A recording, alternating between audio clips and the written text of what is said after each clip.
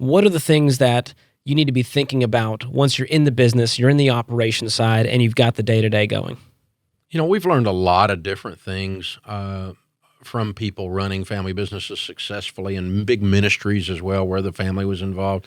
Little things, but a couple things that come to mind immediately was that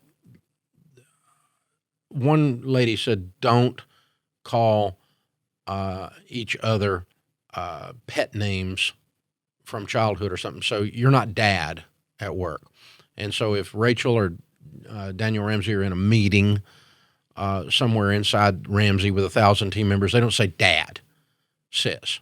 They say Dave says, or this is what I think Dave would do. Or if I'm in the meeting with them, they call me Dave inside this building. And we're not uber strict about it, but we're very careful because that resets everyone's mind that these are adults that are carrying their weight.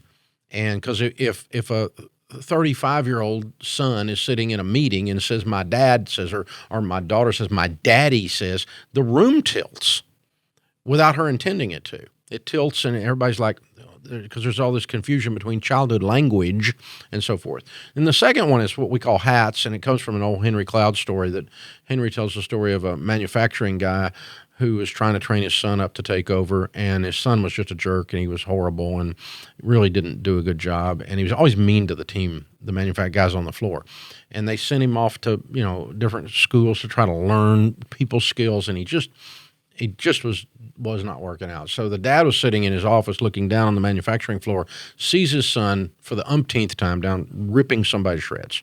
So he bangs on the window, calls him up, and he had two hats printed up, one that says dad and one that says boss. And he put on his hat that says boss, and he said, we've been trying to train you to be nice to people for years. I put my best people to help mentor you, and you will not learn it. I am not going to leave my business that I spent my life on to someone who's going to mistreat the team. I have staked my reputation on treating the team well, and you don't, and you're fired.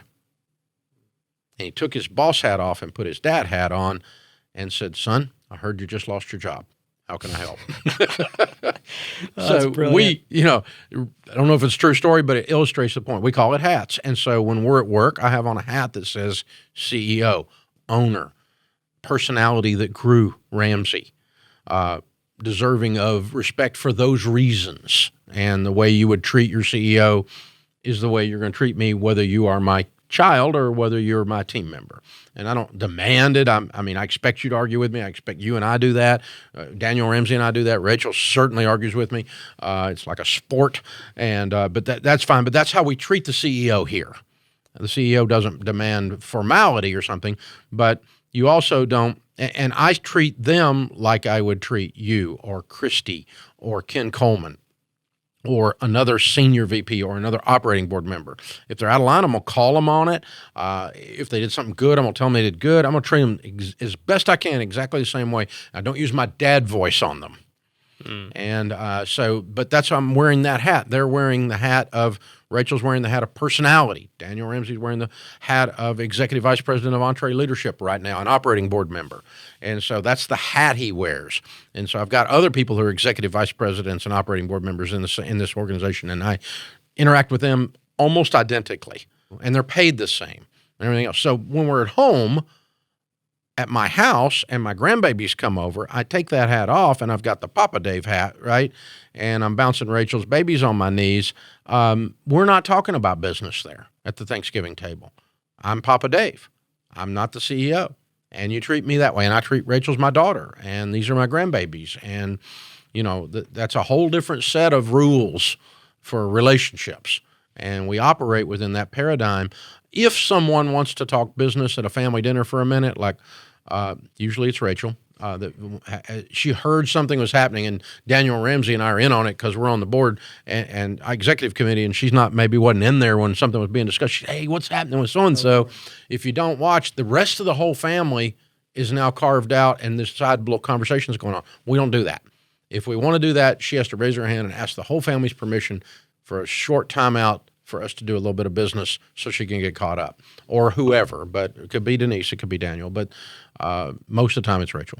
Yeah. Yeah, that makes sense. So on the operations side, you got to treat them just like a team member, and you have the same expectations, if not higher expectations. And I've got to see that work ethic and that humility over the years working with Rachel and with Daniel and Denise. When they were working, doing stuff around here with teenagers, we taught them that. We taught them, because your name is Ramsey, you have to work twice as hard and be twice as good to even be respected.